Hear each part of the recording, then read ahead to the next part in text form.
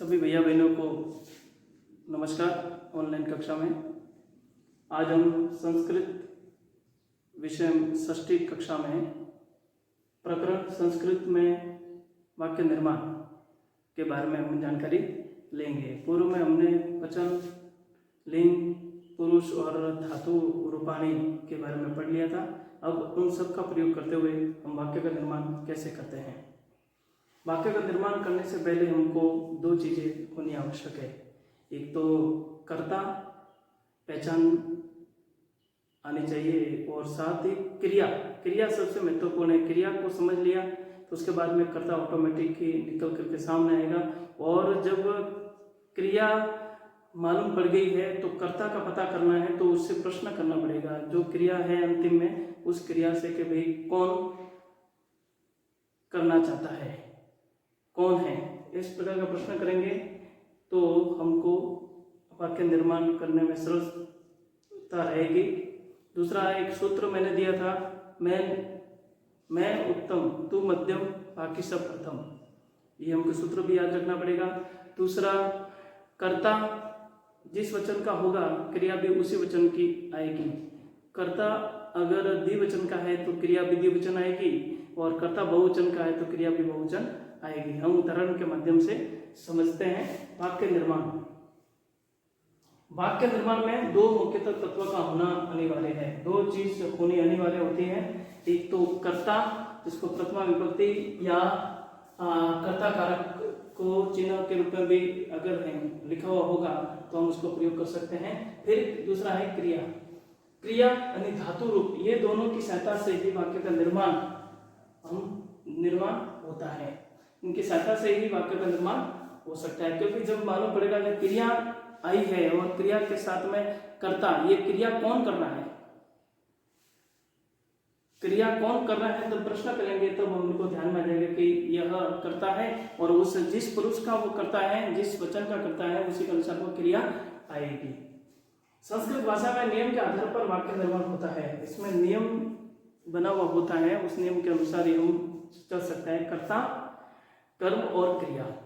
कर्ता जिस वचन का होगा उसी प्रकार की उसकी क्रिया आएगी। जब क्रिया की पहचान हो जाएगी तो कर्ता और कर्म आराम से अपन पहचान सकते हैं। कर्म, जब कर्म में द्वितीय विभक्ति का प्रयोग किया जाएगा, जिसके साथ कारक चिन्ह नहीं लगे होंगे तो हम उसको द्वितीय विभक्ति में प्रयोग कर सकते हैं। जिनके साथ कारक चिन्ह या अव्यय लगे हुए होते हैं तो उन्हें उस अव्यय में उन विभक्ति के अनुसार उनका प्रयोग किया जाता है। उपपद विभक्ति के अनुसार उनका प्रयोग किया जाता है।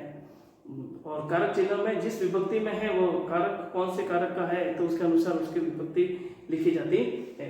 तो सबसे पहले हमको ये जानना है कि क्रिया का मालूम पड़ा तो कर्ता ऑटोमेटिक आपके सामने आ जाएगा। शेष जो सहायक क्रिया है, जो उपकरण है, इसके बारे में हम आराम से जानकारी ले सकते हैं। तो हमको सबसे पहले तो क्रिया और कर्ता की पहचान कैसे करते हैं। तो यहाँ मैंने कुछ साधारण वाक्य लिखे हैं, उसके आधार पर अपन समझ लेंगे। यहाँ लिखा है उदाहरण, यहाँ वह पढ़ता है, वे दोनों पढ़ते हैं। वह पढ़ता है यानी एक पढ़ रहा है, तो एक वचन का यह वाक्य है। और क्रिया है पढ़ता है। वे दोनों पढ़ते हैं, वे दोनों पढ़ते हैं यानी यहाँ वे दोनों यानी दो हैं, यानी द्विवचन की करता है तो क्रिया पढ़ते हैं। वे सब पढ़ते हैं, यह वे सब पढ़ते हैं, बहुत सारे पढ़ रहे हैं, यानी बहुवचन का वाक्य है। उसी प्रकार मध्यम पुरुष और उत्तम पुरुष, उसमें दो कोई भी लिंग वचन हो उसमें उन्हीं का प्रयोग किया जाता है। तुम पढ़ते हो, उसमें स्त्रीलिंग भी हो सकती है, पुरुष भी हो सकता है। ठीक है, तो उसमें तुम का ही प्रयोग होगा। तुम दोनों पढ़ते हो, पढ़ती हो, या तुम सब पढ़ते हो, तो एक वचन, द्विवचन और बहुवचन। यहाँ पर कर्ता एक वचन, द्विवचन, बहुवचन, यानी कर्ता एक वचन का है, यहाँ भी एक वचन का है, यहाँ भी एक वचन का है, तो क्रिया भी उसके साथ में एक वचन की आएगी। दोनों में क्रिया भी एक वचन की आएगी। अगर कर्ता द्विवचन का है तो क्रिया भी द्विवचन आएगी। कर्ता द्विवचन का है तो क्रिया भी द्विवचन आएगी। अगर कर्ता बहुवचन का है तो क्रिया भी बहुवचन आएगी। तो अब यहाँ पर मैंने तीनों प्रकार के बताए हैं, प्रथम पुरुष, मध्यम पुरुष और उत्तम पुरुष। तो अब हम यहाँ समझते हैं उत्तम पुरुष में भी ऐसा ही है। मैं पढ़ता हूँ, हम दोनों पढ़ते हैं, हम सब पढ़ते हैं। मैं पढ़ता हूँ यानी एक वचन है, अकेला पढ़ रहा है, हम दोनों हैं, दो लोग पढ़ रहे हैं तो द्विवचन हो गया, हम सब पढ़ते हैं यानी बहुवचन हो गया। उसी के साथ में ये क्रिया का प्रयोग किया गया है। अब ये क्रिया यानी धातु रूप, यहाँ हम धातु रूप का प्रयोग करेंगे। तो यहाँ उसकी पहचान है कि पढ़ता है, पढ़ते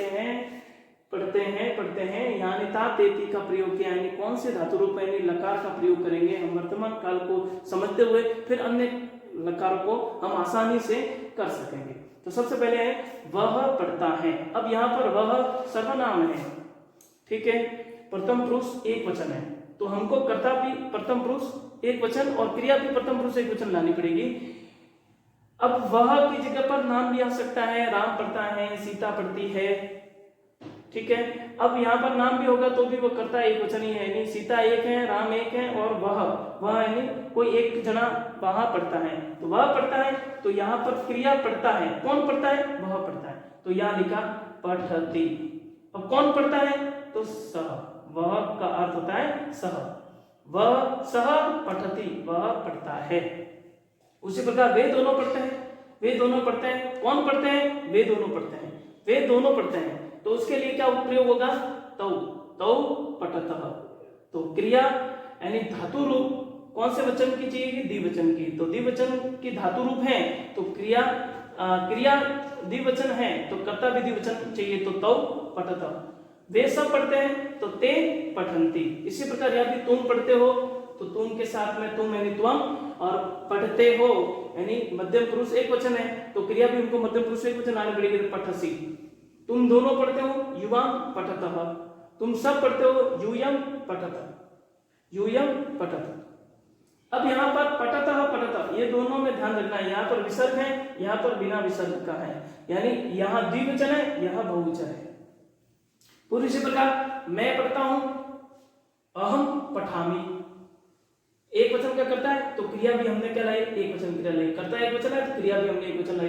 फिर हम दोनों पढ़ते हैं तो यहाँ पर द्विवचन का करता है तो क्रिया भी हमने द्विवचन लाई, तो आवाम पठावः।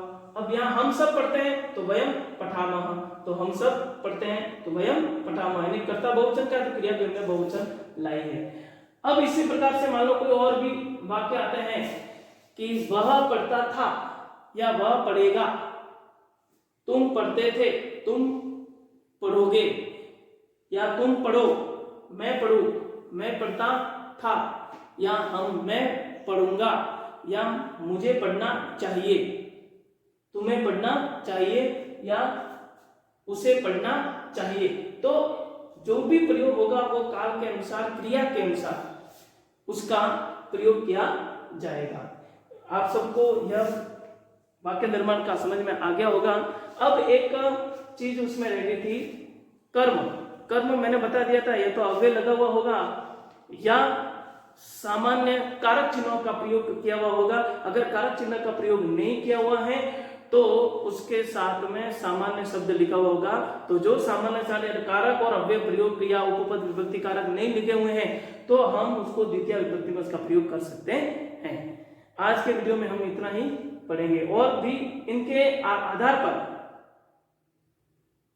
इन वाक्य निर्माण का, जैसे हमने एक लकार को लेकर के वाक्य का निर्माण किया, उसी प्रकार हम अन्य वाक्य भी बना सकते हैं। यहाँ पर हम नाम के जरिए भी वाक्य बना सकते हैं, किसी का नाम लेकर के भी हम बना सकते हैं। राम पढ़ता है, सीता पढ़ती है, राम और सीता दोनों पढ़ते हैं, ऐसा भी लिख सकते हैं। जो भी कुछ सामान्य वाक्य बनाना है, लेकिन क्रिया जो लिखी हुई होती है, जैसे राम जाता है तो गच्छति, रामः गच्छति, सीता जाती है तो सीता गच्छति, तुम जाते हो या राम जाते हैं, राम कार्य करते हैं, राम कार्य करते हैं। अब कार्य करते हैं तो करते हैं ये क्रिया यानी करोति यानी कौन कार्य करता है? राम करता है, तो रामः कार्यं करोति। तो हम आराम से उस वाक्य को बना सकते हैं, क्योंकि अब कार्य के साथ में कोई सहायक क्रिया उपकरण कारक का चिन्ह का प्रयोग नहीं हुआ है, तो उसको हम द्वितीय विभक्ति में प्रयोग करेंगे।